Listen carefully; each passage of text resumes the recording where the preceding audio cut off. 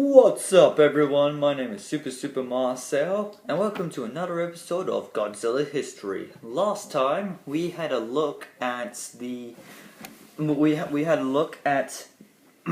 Godzilla's return, as well as the new monster Anguirus. Today in this episode, we will see what the researchers have found while following the giant monsters Anguirus and Godzilla. So let's begin, shall we? As said in the last episode, after the events of Godzilla and Anguirus attacking Osaka, Godzilla seems to have reacted to something and has taken a couple of whales and has moved on. And also, like I said last episode, there were two different researcher teams following both Anguirus and Godzilla. They followed their tracks and reported them into the offices down at the United States. As scientists studied their pattern, they seem to realize both Godzilla and Anguirus have been both heading to the same place.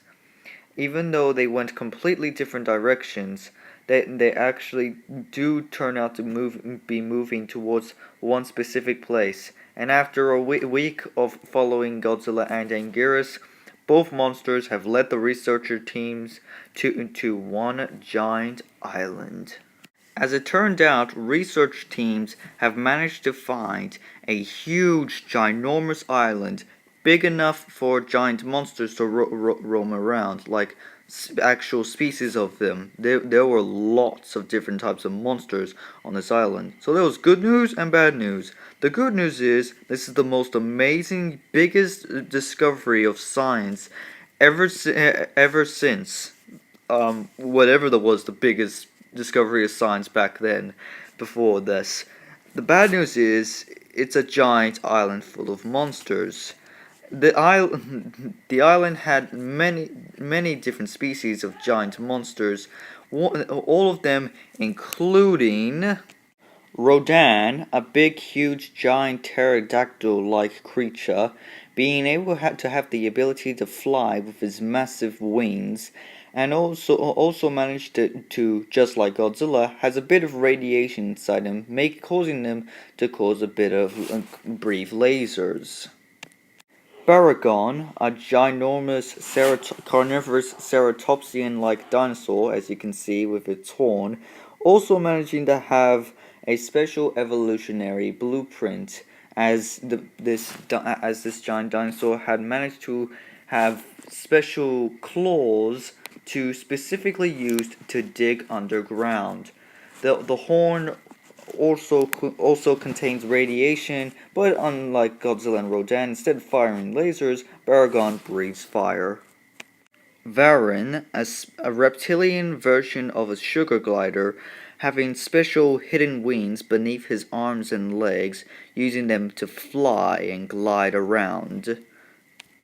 Titanosaurus, a special aquatic-like dinosaur, with a special evolutionary feature with the giant aquatic-like features and stuff, making this giant dinosaur being extra stronger in the water.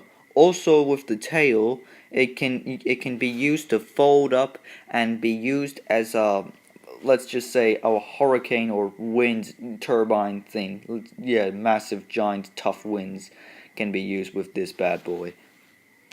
Gorosaurus, a giant theropod-like dinosaur with huge jaws and small claws, but however, the Gorosaurus managed to have a little bit of evolution on his intelligence, being able to be smart enough to actually do a kangaroo kick, let's just say. Literally, he kicks like a kangaroo. He just balances on his tail and then go like kick, kick, kick that. And finally, there is Manda. I actually got a toy of Manda. Here he is. He's a pretty cool toy, and he's a pretty nice monster. Manda's like a giant snake-like dragon, as you can see. He's extremely fast underwater, and as you expect, since he's super skinny, he's not that strong. But Manta, since he's like a snake thing, he is so skinny he can wrap around a giant monster and squeeze. Yeah, pretty cool monster. All of these monsters lived on the island, living peace and harmony, feeding upon whales and dolphins, and as well as three other types of common species of giant monster on the island. Kamacuras, a very common and definitely easy to kill giant praying mantis. Kumonga, a giant spider, which is fairly easy, but don't underestimate this monster.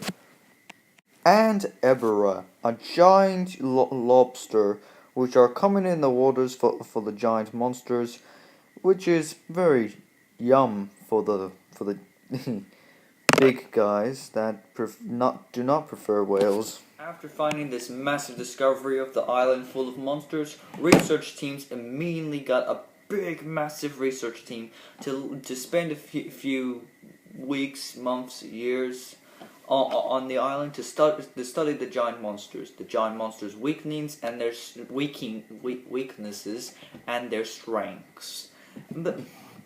Alright, and then eventually over about 6 or 8 years, they eventually come to the conclusion, and so a new team of people is formed called the GDF, Godzilla Defense Force, and making new special types of weapons like laser tanks, heat rays, and some giant robots. We'll get to that next time. I'm Super Marcel. If you like this video, please put a like on this. If you want to see more, click the subscribe button. If show me to your friends and comment down to the section below. Tell me about your thoughts and stuff, and have a little chat to me. I'm Super Marcel, and make sure you have a super time.